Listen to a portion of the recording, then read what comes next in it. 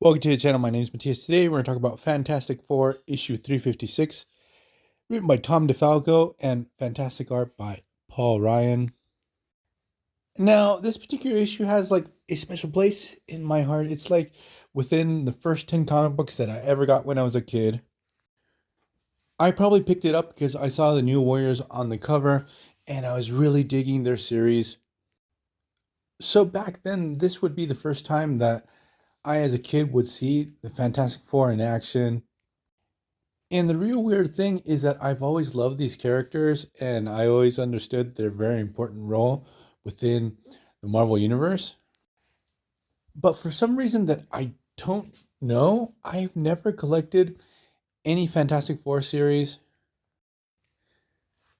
I've picked up issues here and there and I've liked those issues, but again, I never got into any of the runs. So this issue actually starts off with a thing. He's totally flipping out.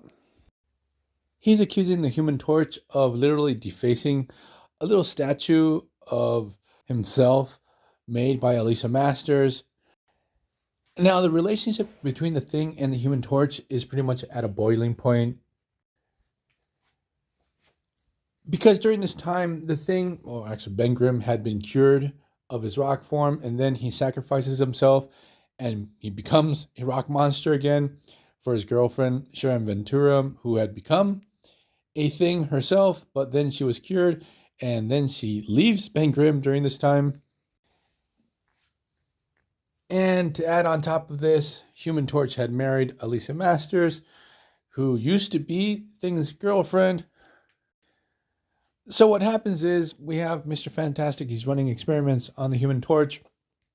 The Thing busts in. He starts making a big mess, accusing him of decapitating his little statue. And the thing is that he just leaves storming out of the place after destroying most of Reed's lab. And the interesting thing is that when Elisa Masters enters the room to try to find out what had been going down, Sue Richards actually asks Elisa, hey, can you fix the statue? And she's like, I'm not sure. Just in case, spoilers for a 30-year-old story. Elisa Masters is a scroll imposter, and she has no idea how to do statues like this or fix statues.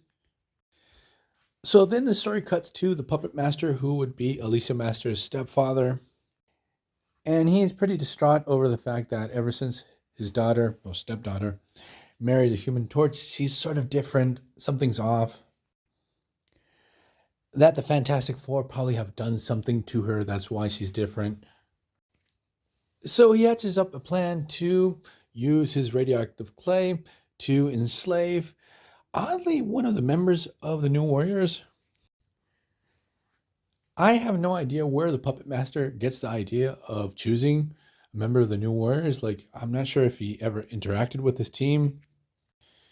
We don't even get a panel of him like seeing the New Warriors in action on TV or something like that. So the thing is that he makes like this little clay model of Marvel Boy, and this will lead to Marvel Boy being mentally enslaved. And he's sent out to kidnap Elisa Masters and take her back to her stepfather, the puppet master. So what happens is Marvel Boy breaks into Elisa's apartment. The Human Torch is there. There's a really funny panel where we have like the face of Marvel Boy, and it seems that this is taking a strain on him, and we have like blood running down his nose. But I guess Marvel didn't allow the colors to paint it red, so it looks like he has a booger running down. It's really hilarious. So after a brief little battle with the Human Torch, Marvel Boy is able to get his hands on Alicia. He starts flying away. Human Torch calls on his teammates to give him a hand with the situation. Obviously, the New Warriors also arrive. Now, the battle that we get between both teams, it's actually pretty cool. The Fantastic Four are having a real hard time dealing with these kids.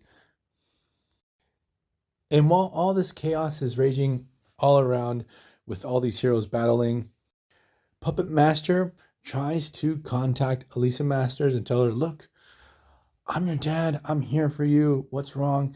And Elisa Masters has no idea who this guy is because obviously she's a Skrull imposter. This will lead to something pretty big, obviously, because the Puppet Master's like, who the hell is this lady? There's something wrong here. So the Puppet Master is like ready to make a run for it, but he doesn't want the New Warriors and the Fantastic Four on his tail. And he pulls out like this little figurine of this robot. And all of a sudden, this giant robot comes out of nowhere to attack both teams.